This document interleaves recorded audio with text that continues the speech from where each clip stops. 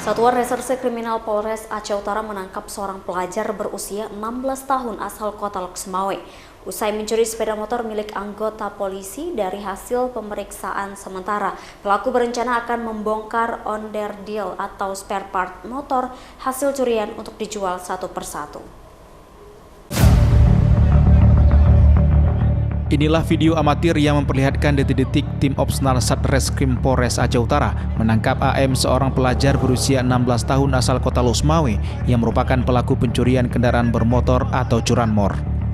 AM ditangkap di Jalan Lintas Medan Banda Aceh, kawasan Kandang, Kecamatan Muara II, Kota Loksmawe, saat sedang mengendarai sepeda motor hasil curiannya. AM diketahui mencuri kendaraan bermotor jenis Yamaha RR King milik M. Fajri, seorang anggota polisi yang bertugas di Polres Aceh Utara.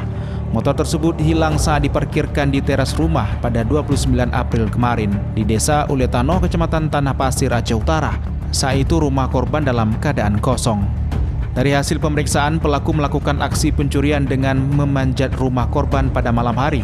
Pelaku merupakan pemain baru dan melakukan aksi tersebut seorang diri.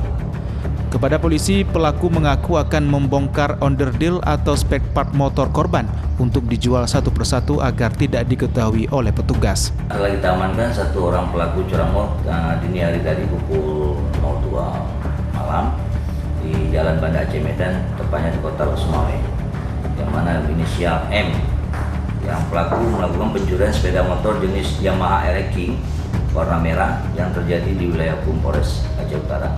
Dengan cara memanjat rumah yang rumah tersebut kosong dan mengambil sepeda motor yang terparkir di teras rumah.